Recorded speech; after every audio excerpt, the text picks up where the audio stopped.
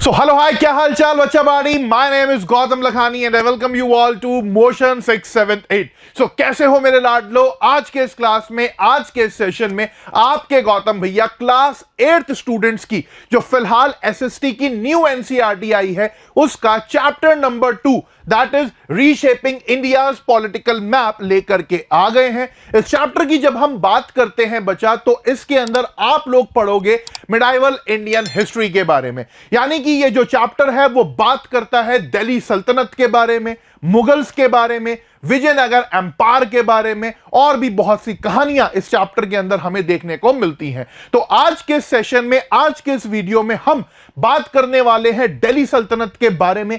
देखेंगे, समझेंगे दिल्ली सल्तनत के कुछ इंपॉर्टेंट राजाओं को, और देखेंगे कि किस तरीके से राजपूतों ने दिल्ली सल्तनत के आगे किस तरीके से अपने हथियार उठाए, और कैसे विजयनगर एम्पायर हुआ हो या ईस्टर्न गंगा किंग्स रहे हो, उन्होंने क्या टफ रेजिस्टेंस यहां पर दिया। तो आज की एक वीडियो बहुत ज्यादा इंपॉर्टेंट होने वाली है, एंड तक जरूर देखिएगा।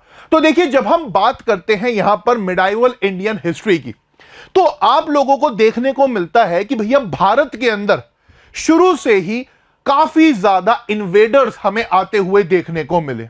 आप देखिए, समय समय पर इंडिया में कई बार मुगलों ने या मुगलों से पहले तुर्कों ने, अफगानों ने भारत के ऊपर अटैक करा, और ये जो अटैक किए जाते थे, ये जो इन्वेजन्स करे जाते थे, इनका ज्यादातर एक ही मकसद होता था कि भारत आओ, भारत पर आकर के अटैक करो, भारत से लूटपाट करो, भारत के अंदर जो उनका रिलीजन है, इस्लाम है, उसको थोड़ा सा फैलाओ और वापस चले जाओ। हम देखते हैं कि कुछ रूलर्स ने, कुछ इन्वेडर्स ने भारत के अंदर लगातार बैक टू बैक आक्रमण भी करे, जिसमें महमूद ऑफ गजनी हमें देखने को मिलता है।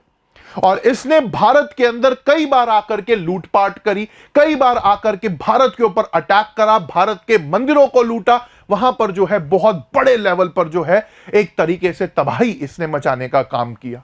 और लगातार इसको हमारे राजाओं ने, इंडियन रूलर्स ने कहीं ना कहीं क्या किया, टफ रेजिस्टेंस भी दिया। बट उसके बावजूद भी ये लगातार इन्वेजन्स हमें भारत के अंदर होते हुए देखने को मिलते रहे। और हम इस चैप्टर के अंदर वही समझने की कोशिश करेंगे कि कैसे 11th सेंचुरी से लेकर के 17th सेंचुरी का जो ये पीरियड था, उसमें किस तरीके से भारत के अंदर हिस्ट्री रही, कैसे भारत के अंदर पॉलिटिकल इंस्टेबिलिटी रही कुछ हिस्सों में, और किस तरीके से दिल्ली सल्तनत हो या उसके बाद मुगल्स हो, उनका रूल हमें देखने को मिला। अब देखिए, जब बात आती है बच्चा मेडाइवल की, तो ये जो टर्म है मेडाइवल, ये बेसिकली कहां से आया है? ये आया है यूरोपियन हिस्ट्री से, अंग्रेजों की हिस्ट्री से, वेस्टर्न हिस्ट्री से। तो वेस्ट में जो पीरियड है after the fall of Roman empire and renaissance, इस पीरियड के बिटवीन का जो समय है, बीच का जो समय है, उसको मिडाइवल हिस्ट्री माना जाता है। बट जब मैं इंडिया की बात करता हूं, भारत की बात करता हूं, तो भारत के मामले में कोई एग्जैक्ट डेट हमें यहां पर देखने को नहीं मिलती, ये चेंज होती रहती है। बट इंडिया के अंदर मिडाइवल इंडियन हिस्ट्री हम लगभग 11th सेंचुरी से लेकर के 17th सेंचुरी तक मानते हैं। यानी कि आप मान करके चलिए कि after the period of Harshavardhana के पीरियड के बाद से लेकर के औरंगजेब की डेथ तक का जो पीरियड है, उसे हमारे हिस्टोरियंस क्या मानते हैं? मिडाइवल इंडियन हिस्ट्री कंसीडर करते हैं। अब देखिए, होता क्या है कि मिडाइवल इंडियन हिस्ट्री के अंदर हम देखते हैं कि भारत में काफी सारे सेंट्रल एशियन जो किंगडम्स थे, जो डायनास्टीज थे, जिसमें तुर्क हो गए, अफगान हो गए, मुगल हो गए, इनका रूल हमें एस्टैब्लिश होता हुआ भारत के अंदर देखने को मिला। और हम देखते हैं कि ये जितने भी लोग भारत में आए, इनका भारत आने के पीछे का मेन मकसद क्या था? कि भारत की जो वेल्थ थी, भारत की जो टेरिटरी थी, उसके ऊपर अपना कब्जा करना, उसको लूटना, और साथ ही साथ जो उनका बिलीफ सिस्टम था, जो उनका रिलीजन था, उसको मेनली स्प्रेड करना।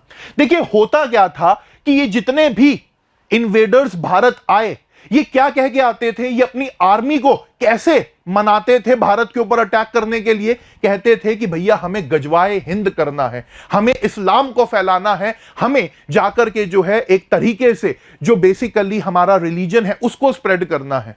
बट इन राजाओं का या इन इन्वेडर्स का जो मेन मकसद होता था वो ये होता था कि भारत जाएंगे, भारत की वेल्थ को लूटेंगे और उसको अपने ऐशो आराम के लिए, अपनी लग्जरी के लिए यूज करेंगे। बट आप सब जानते हो कि जो जनता होती है ना, खास तौर पर जो आम नागरिक होते हैं, वो बहुत भोले भाले होते हैं। और ये जो रूलर्स होते हैं, ये जो राजा महाराजा होते हैं, या मॉडर्न डे पॉलिटिशियंस भी अगर आप देखो तो ये लोग क्या करते हैं, ये धर्म का सहारा लेते हैं, कास्ट का सहारा लेते हैं। क्यों? ताकि लोग इन छोटी मोटी बातों में उलझे रहे, धर्म जैसे मामलों में, कास्ट जैसे मामलों में उलझे रहे, और ये अपना सत्ता का नशा, अपना पावर के मौज में जीते रहे। तो हमें यहां पर भी यही देखने को मिलता था कि इंडिया के अंदर जितने भी इन्वेजन्स हुए, इन इन्वेजन्स का मेन मकसद यही था कि भारत की टेरिटरी, भारत से अंदर जो वेल्थ है उसको लूटना है। बट नाम क्या देते थे कि हम रिलीजन को स्प्रेड कर रहे हैं भैया, हम धर्म को स्प्रेड कर रहे हैं, ताकि जो इनकी आर्मी है वो मोटिवेटेड रहे कि भैया हम तो धार्मिक काम पर जा रहे हैं, हम तो धर्म के प्रचार पर जा रहे हैं, और हम तो कोई मॉरल काम कर रहे हैं, अच्छा काम कर रहे हैं। क्योंकि खुद सोचो ना, अगर कोई कहे कि भैया चलो वहां चलना है, जाकर के लूट मार करनी है, तो कितना ज्यादा अनएथिकल और मॉरलिटी के अगेंस्ट लग रहा है ये। बट वहीं कोई कहे कि हमें धर्म का प्रचार करना है, तो कितना अच्छा लग रहा है कि हाँ बढ़िया काम करने जा रहे हैं। तो हम देखते हैं कि यही सब चीजें हमें होती हुई देखने को मिली। लगातार ये इन्वेजन्स हमें भारत के अंदर होते हुए देखने को मिले, जिस वजह से भारत का जो पॉलिटिकल मैप है वो लगातार बदलता भी रहा। चाहे दिल्ली सल्तनत हो या उसके बाद आगे चल करके मुगल्स हो। और दिल्ली सल्तनत में भी हम देखते हैं कि ये मैप जो था, यानी कि इनका जो एक्सपेंशन था, जो टेरिटरीज इनके पास थी, वो कम ज्यादा होती चली गई, स्लेव डायनास्टी, ममलूक डायनास्टी से लेकर के लोदी डायनास्टी तक। तो ये सारी चीजें हम यहां पर देखेंगे। तो कुल मिलाकर के हम क्या देखते हैं बच्चा, कि ये जो रूलर्स थे, ये जो डायनास्टीज थी, इनकी अलग अलग लैंग्वेजेस, अलग अलग नाम देखने को मिलते हैं। जैसे कई जगहों पर मुगल लिखा जाता है, कई जगह पर मोगुल लिखा जाता है, सिमिलरली कई जगहों पर खिलजी लिखा जाता है, कई जगहों पर खलजी। तो ये प्रोनाउंसिएशन की वजह से इस तरीके से हमें अलग अलग जो है चीजें देखने को मिलती हैं। हालांकि जो भी इंपॉर्टेंट डेट्स हैं, जो भी इंपॉर्टेंट मैप्स हैं, वो आपको इस चैप्टर के अंदर देखने को मिलेंगे ही, और हर एक चीज को हम डिटेल में डिस्कस करेंगे ही। तो देखिए, इसके बावजूद भी जब हम बात करते हैं इंडिया की, तो इंडिया का मैप लगातार हमें बदलता हुआ देखने को मिला। आपको जो ये लाइंस देखने को मिल रही हैं, ये जो है दिल्ली सल्तनत का मैप आप मान करके चलिए। बट इस समय पर भी हम क्या देखते हैं कि हमारे उड़ीसा वाले रीजन के अंदर प्रेजेंट डे आपको अलग डायनास्टी देखने को मिलती है, जो कभी भी दिल्ली सल्तनत के कंट्रोल में नहीं आई। सिमिलरली साउथ इंडिया के अंदर भी हमें अलग अलग डायनास्टीज देखने को मिलती हैं, जिन्होंने हमेशा एक टफ रेजिस्टेंस जो है किनको दिया, यहां पर दिल्ली सल्तनत को दिया। सिमिलरली राजपूतों की भी जब हम बात करते हैं, तो खास तौर पर मेवाड़ के अंदर हम देखते हैं कि राणा कुंभा हो गए, या और आगे चल करके राजपूत रूलर्स हो गए, जिन्होंने कभी भी दिल्ली सल्तनत के आगे घुटने नहीं टेके। तो सबके बारे में इस चैप्टर के अंदर हम लोग पढ़ेंगे। अब देखिए, जब बात आ रही है दिल्ली सल्तनत की, तो हम क्या देखते हैं बच्चा, कि दिल्ली सल्तनत जो है उसको कब स्टैब्लिश करा गया? उसको 1192 के अंदर स्टैब्लिश करा गया, जब पृथ्वीराज चौहान की हार होती है सेकंड बैटल ऑफ तरान में। उसके बाद हम देखते हैं कि दिल्ली सल्तनत का एस्टैब्लिशमेंट हुआ।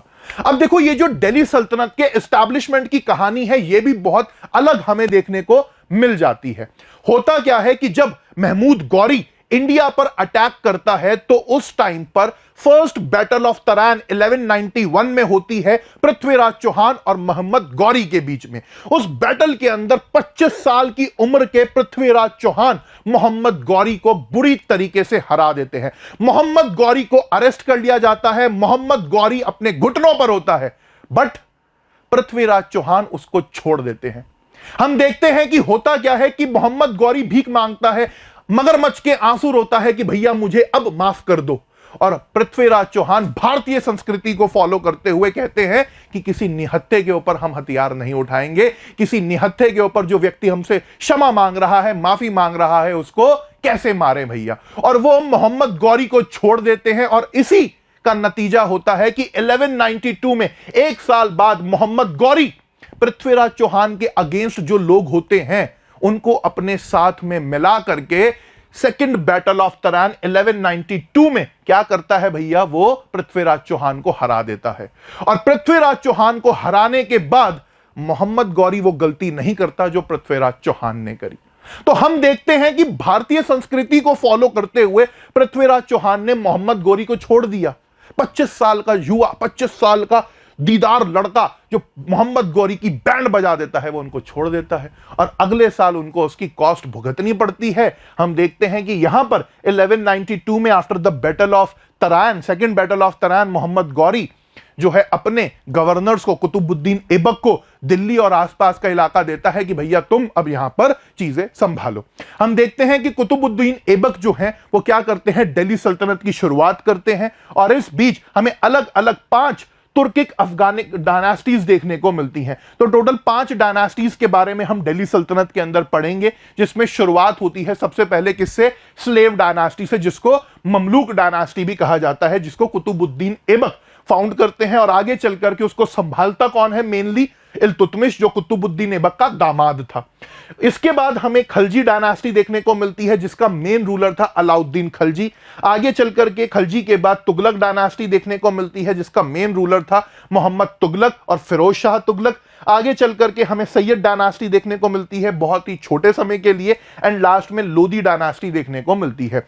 लोधी डायनास्टी के बाद हम देखते हैं कि मुगल डायनास्टी का या मुगल्स का रूल हमें इंडिया के अंदर देखने को मिलेगा। तो ये 5 डायनास्टीज, जिसमें शुरुआत तुर्कों से होती है और आगे चल करके अफगान हमें देखने को मिलते हैं, ये पूरा का पूरा जो है पीरियड जो है दिल्ली सल्तनत का पीरियड कहा जाता है, जो भारत के नॉर्थ इंडिया के काफी ज्यादा हिस्सों पर कब्जा करके रखते हैं। बट हम देखते हैं कि दिल्ली सल्तनत का लगातार अगेंस्ट हमें देखने को मिला कि इन लोगों को रेजिस्टेंस, टफ रेजिस्टेंस यहां पर मिलता रहा ईस्टर्न गंगा किंग्स से, यानी कि जो उड़ीसा वाले इलाके में ईस्टर्न गंगा किंग्स हुआ करते थे, जिसके अंदर हमें नरसिंह देव देखने को मिलते हैं। उन्होंने लगातार दिल्ली सल्तनत को नाको चने चबवा करके रखे, जिसके बारे में अभी मैं आपको आगे पढ़ाऊंगा भी।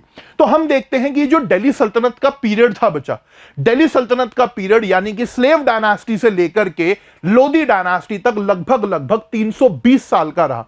320 इयर्स का हमें देखने को मिलता है। और हम जब बात आती है यहां पर पॉलिटिकल इंस्टेबिलिटी की, तो सल्तनत पीरियड के अंदर हम क्या देखते हैं कि काफी ज्यादा पॉलिटिकल इंस्टेबिलिटी हमें देखने को मिलती रही।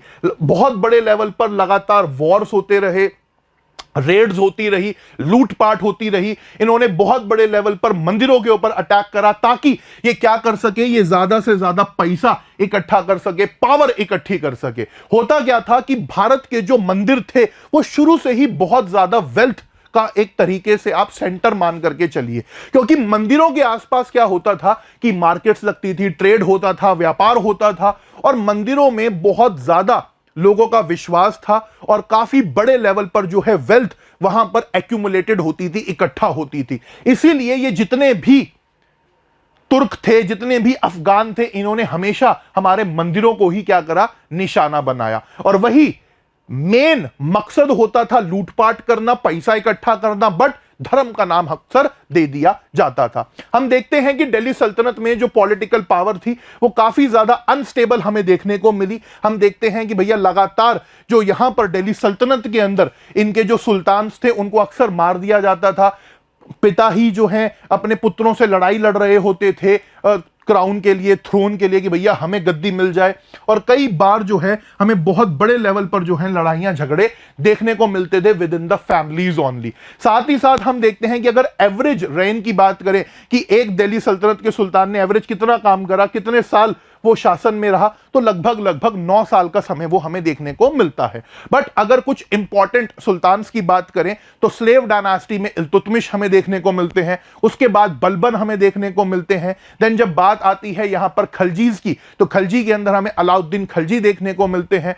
तुगलक्स की जब हम बात करते हैं तो मोहम्मद बिन तुगलक और साथ ही साथ फिरोज शाह तुगलक हमें देखने को मिलते हैं। तो कुछ 6-7 हमें इंपॉर्टेंट रूलर्स भी, सुल्तान भी यहां पर जो है देखने को मिलते हैं। ये लोग लगातार ही मिलिट्री कैंपेन्स में रहते थे, यानी कि लगातार ही युद्ध वगैरह आपको होते हुए देखने को मिलते रहते थे। और कई बार हम देखते हैं कि यहां पर युद्ध वगैरह हुए। और अलाउद्दीन खलजी की जब मैं बात करता हूं तो इसके समय पर बहुत बड़े लेवल पर हमें फॉर्स, फाइट्स, रेड्स वगैरह होती हुई देखने को मिली। अलाउद्दीन खलजी ने नॉर्थ इंडिया के साथ साथ साउथ इंडिया के ऊपर भी अपना कंट्रोल एस्टैब्लिश करने की बहुत बड़े लेवल पर कोशिश करी। और हम देखते हैं कि इसके समय पर मंगोल्स ने भी इंडिया के ऊपर अटैक करा था, बट हाँ, अलाउद्दीन खलजी दिल्ली सल्तनत को उससे बचा लेता है। अलाउद्दीन खलजी की जब हम बात करते हैं तो सल्तनत पीरियड का या कहें दिल्ली सल्तनत में खलजी डायनास्टी का सबसे इंपॉर्टेंट रूलर अलाउद्दीन खलजी ही रहा। अलाउद्दीन खलजी का जो राइट हैंड था वो कौन था? वो था मलिक काफूर, जो कि इसका एक गुलाम था और इसकी आर्मी को लीड करता था। देखिए था क्या कि अलाउद्दीन खिलजी एक चीज समझ गया था कि नॉर्थ इंडिया उसके कंट्रोल में है, सेंट्रल इंडिया काफी हद तक उसके कंट्रोल में है और उसकी नजर हमेशा साउथ इंडिया के ऊपर रहती थी। साउथ इंडिया की जब हम बात करते हैं तो साउथ इंडिया में पैसा बहुत ज्यादा था, because of the prosperity, because of the trade, because of the geography. तो हम देखते हैं कि अलाउद्दीन खलजी हमेशा चाहता था कि भैया मैं क्या करूं, मैं साउथ इंडिया के ऊपर भी अपना कब्जा करूं। और साउथ इंडिया पर कब्जा करने के लिए, साउथ इंडिया पर अटैक करने के लिए इंपॉर्टेंट रोल यहां पर जो प्ले करता है वो है उसका स्लेव मलिक काफूर। हम देखते हैं कि मलिक काफूर ने बहुत बड़े लेवल पर जो है यहां पर अटैक्स वगैरह करे, श्रीरंगम में, मदुरई के अंदर, चिदंबरम के अंदर, रामेश्वरम के अंदर, और यहां से हमेशा ये क्या करते थे, लूटपाट करके वेल्थ वगैरह इकट्ठा करते थे। और आप मान करके चलिए कि दिल्ली सल्तनत को यहां से बहुत ज्यादा पैसा मिलता था, जिसने दिल्ली सल्तनत के हमेशा खजाने भरे। हम देखते हैं कि अलाउद्दीन खलजी के समय पर इस तरीके से जो है क्या चलते थे, सिल्वर टंका चलते थे, यानी कि उस टाइम पर जो करेंसी होती थी उसका नाम क्या था बच्चा? उस करेंसी का नाम था टंकाज। तो टंकाज जो है यहां पर चला करते थे, सिल्वर क्वाइंस ये हुआ करते थे। तो अलाउद्दीन खलजी का पीरियड हमें काफी ज्यादा इंपॉर्टेंट यहां पर देखने को मिला। खलजीज के बाद हम देखते हैं कि तुगलक आते हैं। तो ग्यासुद्दीन तुगलक जो हैं वो तुगलक डायनास्टी का फाउंडेशन रखते हैं और उनके बाद मोहम्मद बिन तुगलक यहां पर राजा बनते हैं। मोहम्मद बिन तुगलक की अगर हम बात करें तो कहा जाता है कि यह समय से ज्यादा एडवांस था, यानी कि जो इसकी पॉलिसीज थी वो कुछ इस तरीके से थी जो बहुत ज्यादा एडवांस थी, बट काफी सारी पॉलिसीज हमें फेल होती हुई ही देखने को मिली। तो यह कहा जाता है कि मोहम्मद बिन तुगलक समय से आगे की सोचता था, बट जो भी पॉलिसी उसने बनाई वो ज्यादातर फेल ही हुई ड्यू टू द एग्जीक्यूशन, कि प्रॉपर्ली उसको एग्जीक्यूट नहीं करा गया। तो हम देखते हैं कि मौर्यन एरा के बाद, मौर्यास के बाद जो सबसे बड़ा एम्पायर बनाया वो किसने बनाया? मोहम्मद बिन तुगलक ने ही बनाया। हम देखते हैं कि नॉर्थ इंडिया का पार्ट हो गया हो, सेंट्रल इंडिया का पार्ट हो गया हो और साउथ इंडिया तक मोहम्मद बिन तुगलक का रूल हमें यहां पर जो है देखने को मिला। मोहम्मद बिन तुगलक ने बहुत सारे रिफॉर्म्स करे, जैसे कि मैंने आपको बताया, जिसमें से सबसे इंपॉर्टेंट रिफॉर्म क्या था कि जो इसकी कैपिटल थी, यानी कि जहां पर राजा खुद बैठता था, सुल्तान खुद बैठता था, इसने सोचा उसको दिल्ली से चेंज करके हम दौलताबाद ले जाएं। अब यहां पर यह मूव बहुत ज्यादा स्ट्रैटेजिक था, बहुत ज्यादा सोच समझ के लिया गया था। मोहम्मद बिन तुगलक का मानना था कि अगर हम दौलताबाद चले जाएंगे तो दौलताबाद में क्या होगा कि हम नॉर्थ इंडिया पर भी कंट्रोल रख पाएंगे और साउथ इंडिया पर भी कंट्रोल रख पाएंगे, सेंट्रल पॉइंट हो जाएगा।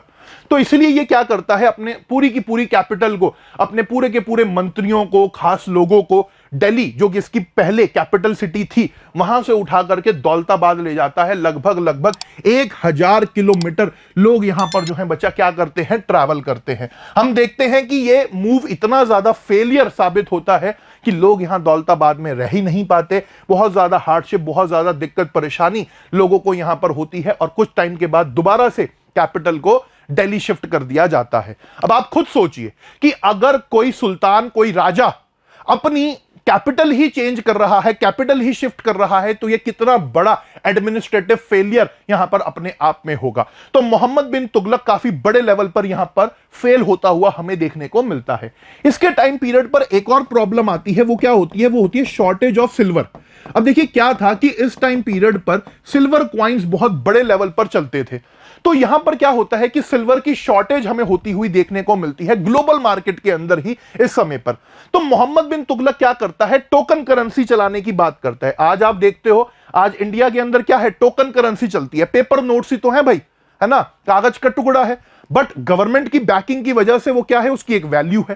तो मोहम्मद बिन तुगलक यहां पर टोकन करेंसी चलाने की बात करता है और हम देखते हैं कि कॉपर क्वाइंस यहां पर इशू करने की बात करी जाती है और कहा जाता है कि सिल्वर और गोल्ड क्वाइंस के अगेंस्ट अब कॉपर क्वाइन चलेंगे। तो कॉपर क्वाइंस में क्या किया जाता है कि बहुत बड़े लेवल पर लोग फॉर्जरी करते हैं, लोग फेक क्वाइंस वगैरह यहां पर बना देते हैं। काफी बड़े लेवल पर हमें यहां पर जो है कंफ्यूजन वगैरह होता हुआ देखने को मिलता है और लार्ज स्केल पर काउंटर फिटिंग होती है। होता क्या है कि कॉपर क्वाइंस को लेकर के आज आप देखिए आज जो हमारे करेंसी नोट्स चलते हैं उसका फेक ना हो जाए, काउंटरफीट ना हो जाए, तो गवर्नमेंट कितना ध्यान रखती है। गवर्नमेंट ने गांधी जी का फोटो बनाया हुआ है, उसमें सिल्वर चिप लगाई हुई है। कुछ रिपोर्टर्स का तो कहना था कि नए करेंसी नोट के अंदर ऐसी चिप है जो ट्रैक हो जाएगी जीपीएस के साथ, XYZ। यार छोड़ो। तो हम क्या देखते हैं कि इतना ज्यादा आज के समय पर भी ध्यान दिया जाता है कि काउंटरफीट ना हो जाए। बट जो मोहम्मद बिन तुगलक ने यहां पर टोकन करेंसी चलाई, उसको लोगों ने बहुत आसानी के साथ क्या कर लिया, फॉर्जरी कर लिया, काउंटरफीट कर लिया, जिस वजह से हम देखते हैं कि यहां पर लोगों ने इस सिस्टम को भी, टोकन करेंसी वाले सिस्टम को भी एक्सेप्ट नहीं करा। तो यहां पर भी इकोनॉमी वाइज, ट्रेड वाइज बहुत ज्यादा नुकसान मोहम्मद बिन तुगलक के समय पर दिल्ली सल्तनत को उठाना पड़ा। हालांकि आगे चल करके हमें मोहम्मद बिन तुगलक के बाद फिरोज शाह तुगलक देखने को मिलता है। फिरोज शाह तुगलक की जब मैं बात करता हूं तो उसने एग्रीकल्चर को लेकर के या इकोनॉमी को लेकर के थोड़े बहुत रिफॉर्म्स वगैरह भी करे, और हम देखते हैं कि आगे चल करके फिरोज शाह तुगलक के बाद हमें यहां पर चीजें बदलती हुई देखने को मिलती हैं कि तुगलक डायनास्टी के जो रूलर्स आते हैं वो इतने ज्यादा कैपेबल नहीं होते। इसी के साथ साथ जब बात आती है लाइफस्टाइल की, कि भैया जब बात हो रही है दिल्ली सल्तनत की, तो दिल्ली सल्तनत में जो ये सुल्तान होते थे, जो लोग होते थे, वो कैसे रहते थे। तो देखो सीधी सी बात है, जो सुल्तान होते थे और सुल्तान के जो चमचे होते थे, एलिट्स होते थे, वो तो मस्त अपना एकदम लग्जरी का जीवन जीते थे, मौज का जीवन जीते थे। जो वेल्थ वगैरह थी वो मैंने आपको बताया ही कि भैया लूटपाट जो ये करते थे, जो जाकर के एरियाज पर अटैक करते थे, वहां से आती थी। खास तौर पर ये बहुत बड़े लेवल पर क्या करते थे, कॉमन लोगों के ऊपर, आम जनता के ऊपर टैक्सेशन वगैरह लगा करके चलते थे। माना जाता है कि जो स्लेव ट्रेड होता था, यानी कि लोगों को खरीदा बेचा भी जाता था, स्लेव ट्रेड भी जो है क्या था, बहुत बड़े लेवल पर जो है यहां पर सोर्स ऑफ इनकम था गवर्नमेंट का, या कहें दिल्ली सल्तनत का। फिरोज शाह तुगलक के टाइम पर तो माना जाता है कि हजारों में उसके गुलाम हुआ करते थे, और हम देखते हैं कि बहुत बड़े लेवल पर लोगों को गुलाम बनाया जाता था और उन्हें अलग अलग कंट्रीज के अंदर, खास तौर पर सेंट्रल एशिया के अंदर बेच दिया जाता था, और यह सल्तनत की इकोनॉमी का बहुत बड़ा सोर्स ऑफ रेवेन्यू भी था। तो आप मान करके चलिए कि ह्यूमन ट्रैफिकिंग भी हमें यहां पर जो है इस पीरियड के अंदर देखने को मिलती थी। इसके अलावा जब मैं बात करता हूं सोसाइटी के ऊपर या कल्चर के ऊपर इनके इंपैक्ट की, तो हम देखते हैं कि लगातार इस पीरियड के अंदर जो अटैक्स वगैरह हुए, डिस्ट्रक्शन वगैरह करा गया, खास तौर पर हिंदूज का, बुद्धिस्ट का या जैन टेंपल्स का, वो अपने आप में बहुत बड़ी चीज दिखाता है। हम देखते हैं कि फिरोज शाह तुगलक ने जगन्नाथ मंदिर के ऊपर अटैक किया। साथ ही साथ हम देखते हैं कि उससे पहले अलाउद्दीन खलजी हो गए हों या महमूद ऑफ गजनी हो गए हों, इन लोगों ने भी बहुत बड़े लेवल पर हमारे टेंपल्स के ऊपर अटैक किया। मेन मकसद वही होता था कि भैया लूट करनी है, हमें पैसा वहां से निकालना है, वेल्थ को लूटना है। बट ये क्या करते थे, ये नाम क्या दे देते थे कि हम तो आइकोनोक्लाज्म कर रहे हैं। आइकोनोक्लाज्म का मतलब क्या है कि हम मूर्तियों को तोड़ रहे हैं, मूर्तियों को तोड़ने का काम कर रहे हैं। तो आप सब जानते हो कि चाहे हिंदूज की हम बात करें, चाहे बुद्धिज्म की बात करें, चाहे जैनिज्म की बात करें, तो भैया हम लोग क्या करते हैं, आइडॉल वर्शिपिंग करते हैं, हम मूर्ति पूजा करते हैं। हम भगवान को, अपने ईश्वर को मूर्तियों के रूप में, स्वरूप के अंदर जो है देखते हैं। तो हम क्या देखते हैं कि भैया बहुत बड़े लेवल पर रिलीजियस इमेजेस को तोड़ा गया, उनको जो है एक तरीके से खंडित करा गया। नॉन मुस्लिम्स के ऊपर यहां पर टैक्स वगैरह लगाए गए जिसका नाम था जजिया। तो आप मान करके चलिए कि जो भी लोग इस्लाम को फॉलो नहीं करते थे, जो भी नॉन मुस्लिम्स होते थे, उनके ऊपर जजिया कर जो है यहां पर लगाया गया, टैक्स यहां पर जो है लगाया गया। और ये टैक्स जो है बहुत बड़े लेवल पर जो है लिया जाता था और एक तरीके से काफी बड़े लेवल पर इकोनॉमिक बर्डन का ये काम करता था। तो आप मान करके चलिए कि हम लोगों को, हिंदूज को, अपने ही देश के अंदर क्या करना पड़ रहा है, शांति से रहने के लिए, शांति भी मैं नहीं कहूंगा, सिर्फ रहने के लिए ही क्या है, टैक्स वगैरह यहां पर दिया जाता था। हालांकि ऐसा नहीं है कि सब सुल्तानों ने यह टैक्स लगाया हो, कई सुल्तान ऐसे हुए जिन्होंने इस टैक्स को माफ भी किया। बट ये जो टैक्स था जजिया, ये एक मोस्ट इंपॉर्टेंट सोर्स था किस चीज का, सल्तनत के रेवेन्यू का, गवर्नमेंट के रेवेन्यू का। अक्सर क्या होता था कि जो भी सुल्तान कमजोर होता था ना, वीक होता था, जो चाहता था कि मैं धर्म के नाम पर राजनीति करूं, धर्म के नाम पर मैं पावर के अंदर आऊं, वही जो है जजिया और इस तरीके के सोशल ह्यूमिलेटिव टैक्टिक्स का इस्तेमाल करता था कि भैया क्या हो कि जो रिलीजियस ऑर्थोडॉक्स लोग हैं जो धर्म के नाम पर कट्टरवादी लोग हैं वो मेरे से खुश रहे। तो ये सब चीजें हमें होती हुई देखने को मिलती थी। हम देखते हैं कि आगे चल करके तुगलक डायनास्टी के टाइम पर ही, खास तौर पर नसीरुद्दीन मोहम्मद शाह तुगलक, महमूद शाह तुगलक के टाइम पर तैमूर जो है वो क्या करता है, अटैक करता है इंडिया के ऊपर। दिल्ली के अंदर बहुत बड़े लेवल पर लूटपाट करी जाती है और यहां पर बहुत बड़े लेवल पर लोगों को मारा जाता है, अरेस्ट किया जाता है और इंडिया से बहुत ज्यादा पैसा जो है, यहां पर भारत से बहुत ज्यादा पैसा जो है लूट लिया जाता है। हम देखते हैं कि आगे चल करके सैयद्स के बाद लोदी डायनास्टी हमें देखने को मिलती है और लोदी डायनास्टी के साथ ही दिल्ली सल्तनत का अंत भी हमें होता हुआ देखने को मिलता है और इसके बाद मुगल्स हमें पावर के अंदर आते हुए देखने को मिलते हैं। बाबर हो गया, हुमायूं हो गया, अकबर हो गया। तो ये सारी की सारी चीजें हमें दिल्ली सल्तनत के टाइम पर भारत के अंदर देखने को मिली। अब देखिए, दिल्ली सल्तनत के जो ये रूलर्स थे, ये जो सुल्तान थे, ये अपने आप में बहुत ज्यादा क्रूअल थे। ये अपने आप में बहुत ज्यादा जो है क्या थे, आप मान करके चलिए कि चीजों को कंट्रोल करने वाले थे, अथॉरिटेटिव थे।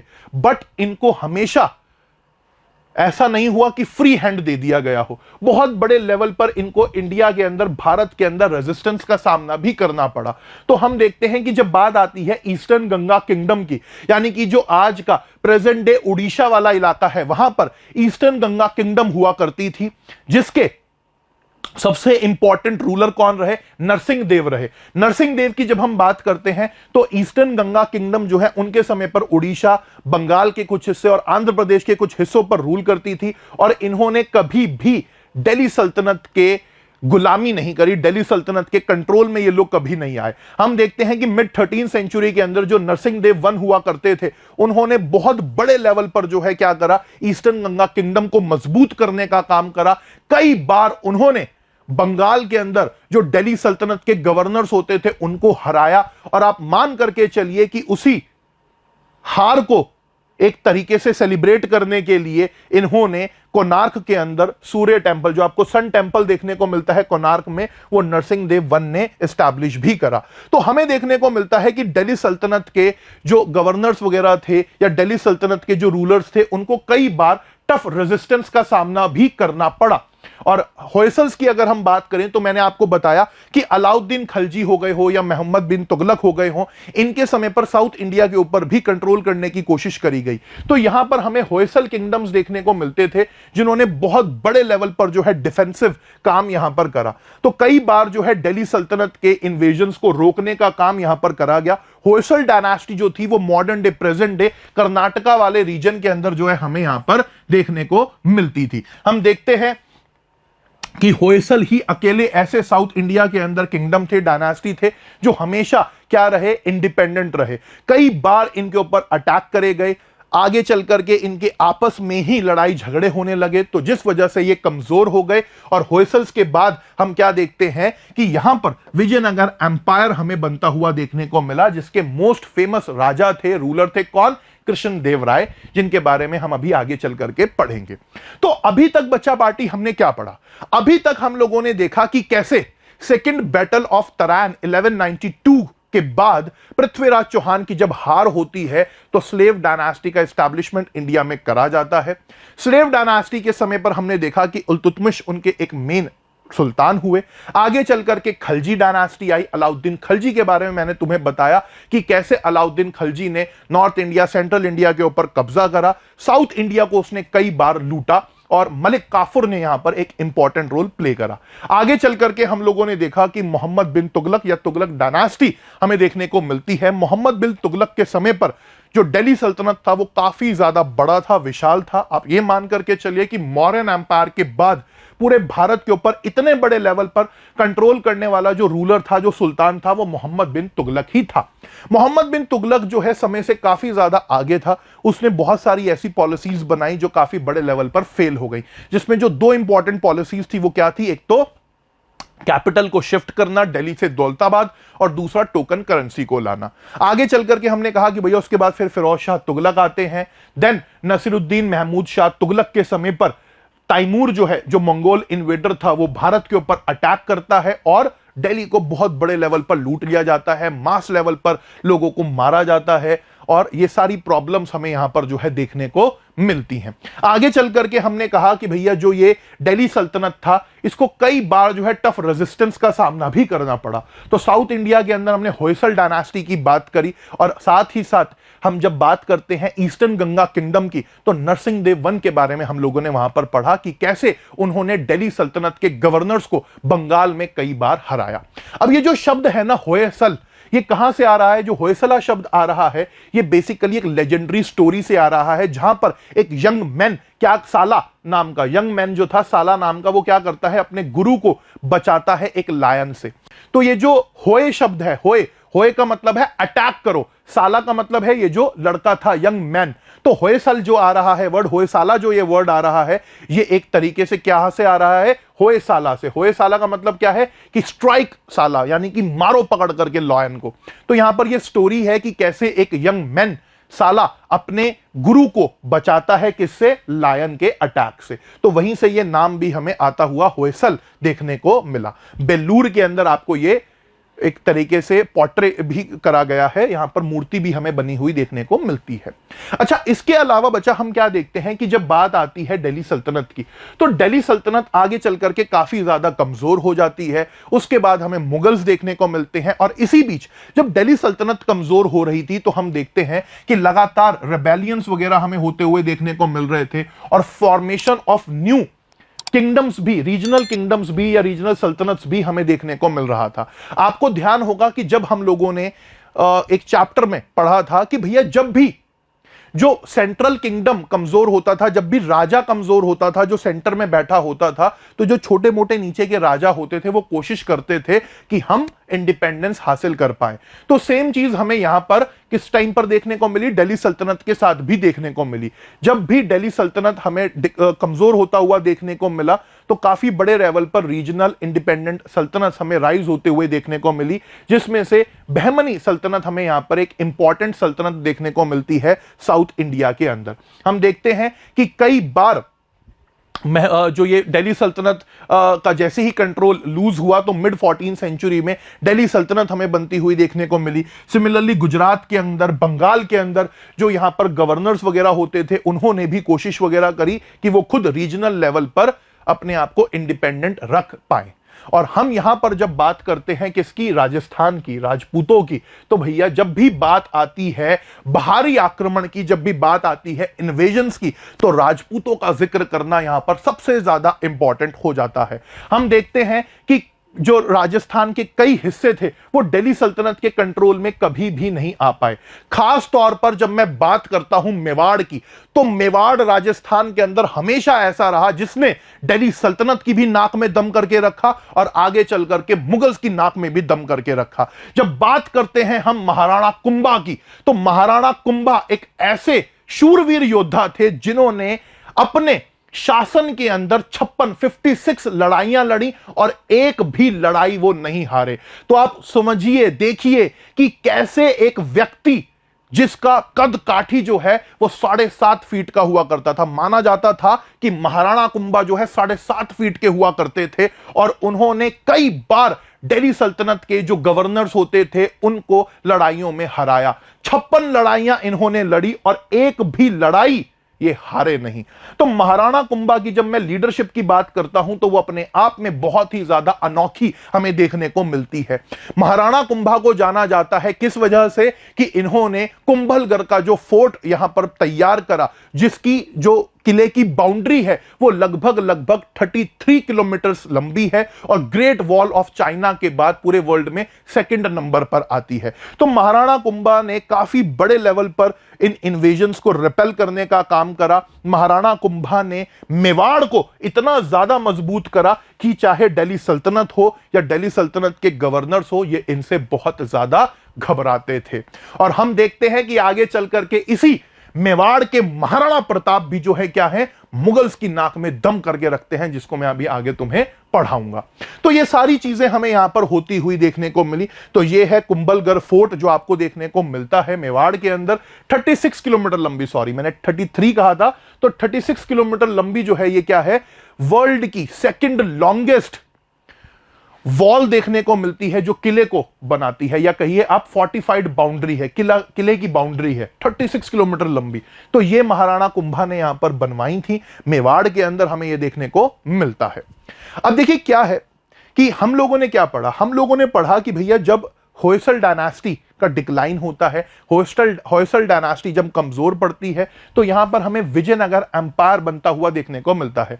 तो 14वीं सेंचुरी के आसपास हम क्या देखते हैं कि दो भाई जो कभी मोहम्मद बिन तुगलक के गवर्नर्स हुआ करते थे, हरिहर और बुक्का, ये क्या करते हैं, ये 14वीं सेंचुरी के अंदर दिल्ली सल्तनत से अलग होकर के, मोहम्मद बिन तुगलक से अलग होकर के, होयसल डायनास्टी जब कमजोर पड़ रहा था तो उसका फायदा लेकर के अपनी स्ट्रांग लीडरशिप से, लगातार वॉर से, ये विजयनगर एम्पायर का फाउंडेशन रखते हैं। विजयनगर एम्पायर की जब हम बात करते हैं तो विजयनगर एम्पायर के नॉर्थ में, ये तो विजयनगर एम्पायर हो गया, ये जो आपको येलो कलर का पोर्शन देखने को मिल रहा है दिस वन, ये तो विजयनगर एम्पायर हो गया। विजयनगर एम्पायर के ऊपर अगर आप देखें तो यहां पर हम क्या देखते हैं कि बहमनी सल्तनत के बाद, किसके बाद, बहमनी सल्तनत के बाद जो है अलग अलग डायनास्टीज हमें यहां पर बनती हुई देखने को मिली। तो हम देखते हैं कि भैया बहमनी सल्तनत जो है आगे चलकर के बिखर जाता है, टूट जाता है 5 डायनास्टीज के अंदर, बीजापुर, गोलकोंडा, बेरार, अहमदनगर और बीदर।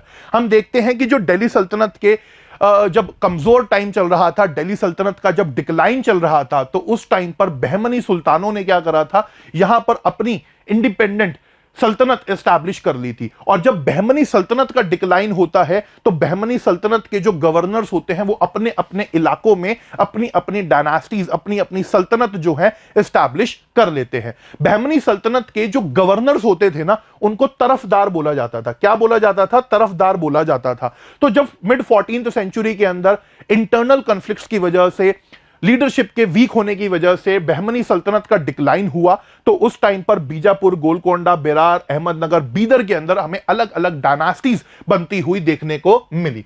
हम देखते हैं कि ये जो विजयनगर एम्पायर था ये अक्सर इन डेक्कन सल्तनत से लड़ता रहता था। खास तौर पर इनकी हमेशा लड़ाई होती रहती थी बीजापुर और गोलकोंडा से। अगर आप मैप में देखो तो आप समझोगे कि भैया यहां पर आपको बीजापुर देखने को मिल रहा है और इधर आपको गोलकोंडा देखने को मिल रहा है, और ये वाला जो हिस्सा है ये किसके कंट्रोल में है, विजयनगर एम्पायर के। तो विजयनगर एम्पायर अक्सर बीजापुर और गोलकोंडा से लड़ता वगैरह रहता था, because of the trade, because of the control on the economy and specially the agricultural rich region hair.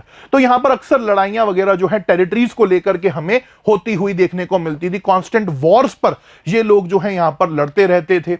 आगे चलकर के हम देखते हैं कि विजयनगर एम्पायर में काफी सारी डायनास्टीज हमें आती हुई देखने को मिली, और सबसे इंपॉर्टेंट राजा जो 16वीं सेंचुरी यानी कि लगभग 1540s के आसपास हमें यहां पर देखने को मिलते हैं, वो थे कृष्णदेव राय। कृष्णदेव राय की जब हम बात करते हैं तो इन्होंने विजयनगर एम्पायर के ऊपर अपना रूल एस्टैब्लिश करा। आगे चलकर के बैटल ऑफ तालिकोटा में 65 के अंदर जब विजयनगर एम्पायर की डिफीट होती है, तब जाकर के हमें ये राय डायनास्टी का एंड होता हुआ देखने को मिलता है। राय डायनास्टी के जो सबसे इंपॉर्टेंट राजा थे वो थे कृष्णदेव राय। अगर आप लोगों ने तेनालीराम के बारे में सुना है तो तेनालीराम इन्हीं की कोर्ट के अंदर हमें देखने को मिलते हैं, इन्हीं के दरबार में हमें देखने को मिलते हैं।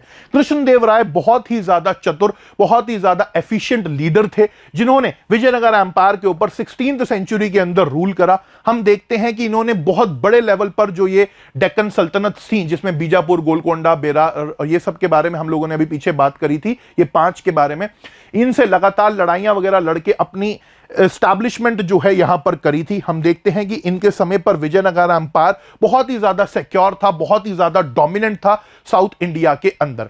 कहीं ना कहीं हम देखते हैं कि जो विजयनगर एम्पायर के ये कृष्णदेव राय थे, ये कल्चर और लर्निंग को बहुत ज्यादा जो है क्या करते थे, प्रोत्साहित करते थे। खुद भी इन्होंने क्या करा है, तेलुगु के अंदर एक पोयम लिखी थी जिसका नाम है अमुक्ता मलयाद। अमुक्ता मलयाद नाम की तेलुगु पोयम भी इन्होंने लिखी, जिसके अंदर एक तमिल पोएट सेंट अंदल के बारे में इन्होंने लिखा, और साथ ही साथ राजनीति के बारे में भी उसमें इन्होंने बातचीत करी। हम देखते हैं कि संस्कृत हो गया हो, तेलुगु हो गया हो, कन्नड़ हो गया हो, उसके कई महान लोग कृष्णदेव राय की कोर्ट के अंदर हमें देखने को मिलते हैं। और इनका जो पीरियड था वो इकोनॉमिक प्रॉस्पेरिटी, कल्चरल रिनाइसा के नाम से जाना जाता है। माना जाता है कि कृष्णदेव राय का जो गवर्नेंस का स्टाइल था वो बहुत ही ज्यादा बेहतर था। हम देखते हैं कि कृष्णदेव राय ने बहुत बड़े लेवल पर मंदिरों को, टेंपल्स को भी सपोर्ट करा। काफी बड़े लेवल पर रिलीजियस लाइफ को प्रमोट करा गया। बहुत बड़े लेवल पर जो है मंदिर वगैरह हमें यहां पर बनते हुए देखने को मिले, चाहे तिरुपति मंदिर हो आंध्र प्रदेश के अंदर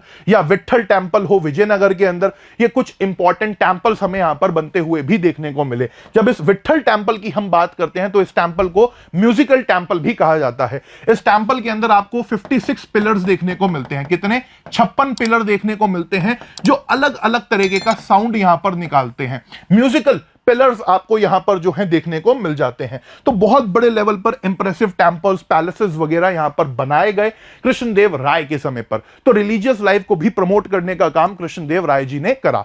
तो कृष्णदेव राय का जो पीरियड था वो इकोनॉमिक प्रॉस्पेरिटी, ट्रेड के पॉइंट ऑफ व्यू से, कल्चरल प्रॉस्पेरिटी के पॉइंट ऑफ व्यू से काफी ज्यादा इंपॉर्टेंट बचा हमें देखने को मिलता है। 1529 के अंदर हम देखते हैं कि कृष्णदेव राय की डेथ हो जाती है ड्यू टू द इलनेस। और आगे चल करके जो राय डायनास्टी थी वो काम करती रहती है, उसके रूलर्स हमें आते हुए देखने को मिलते रहते हैं। लास्ट रूलर जो कृष्णदेव राय के बाद हमें देखने को मिलते हैं वो कृष्णदेव राय के सन इन लॉ, इनके दामाद थे राम राय, जिनको last ruler of the Vijayanagar kingdom या विजयनगर डायनास्टी भी माना जाता है। 1565 के अंदर बैटल ऑफ तालिकोटा होती है जहां पर डेक्कन सल्तनत, ये पांचों की पांचों डेक्कन सल्तनत इकट्ठी होती हैं और राम राय जी को यहां पर हरा देती हैं। इसी के साथ विजयनगर एम्पायर का डिक्लाइन हमें यहां पर होता हुआ देखने को मिलता है। बहुत बड़े लेवल पर मंदिरों को डिस्ट्रॉय करा जाता है, शहरों के अंदर तोड़फोड़ करी जाती है और फाइनली यहां पर जो है हम देखते हैं कि भैया विजयनगर एम्पायर का डिक्लाइन हुआ। विजयनगर एम्पायर के डिक्लाइन के बाद जो यहां पर इंपॉर्टेंट ऑफिशियल्स होते थे, गवर्नर्स होते थे, जिनको नायक बोला जाता था, वो छोटे छोटे पार्ट्स में विजयनगर एम्पायर के कंट्रोल करने लगते हैं। तो राम राय जो कृष्णदेव राय के दामाद थे उनकी डिफीट होती है कहां पर? बैटल ऑफ तालिकोटा 1565 के अंदर। और यहां पर एंड हमें होता हुआ देखने को मिलता है विजयनगर एम्पायर का।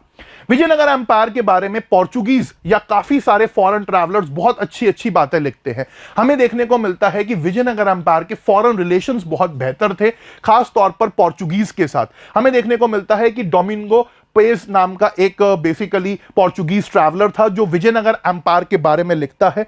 वो बताता है कि कैसे विजयनगर एम्पायर जो है रोम जैसा ग्रैंड हुआ करता था। आप मान करके चलिए कि ये जो पोर्चुगीज थे ये भी कोई दूध के धुले नहीं थे। ये भारत आए तो व्यापार करने थे, बट धीरे धीरे इन्होंने भारत के ऊपर कब्जा कर लिया। खास तौर पर शुरुआत गोवा से इन्होंने करी। और जब बात आती है विजयनगर एम्पायर की तो विजयनगर एम्पायर के साथ ट्रेड रिलेशन इनके बहुत अच्छे थे। बट हमें यहां पर एक बंदा देखने को मिलता है जिसका नाम था मार्टिन अफोंसो डी सूजा। तो ये एक पोर्चुगीज था जो क्या करता है, ये जो है बेसिकली तिरुपति टेंपल के ऊपर अटैक करने की प्लानिंग करता है और अपने साथ काफी सारे लोगों की नेवी को लेकर के आता है कि भैया हम क्या करेंगे, यहां पर तिरुपति टेंपल के ऊपर अटैक करेंगे, लूटपाट करेंगे, क्योंकि तिरुपति टेंपल आप सब जानते हो कि भैया बहुत ज्यादा वेल्दी है।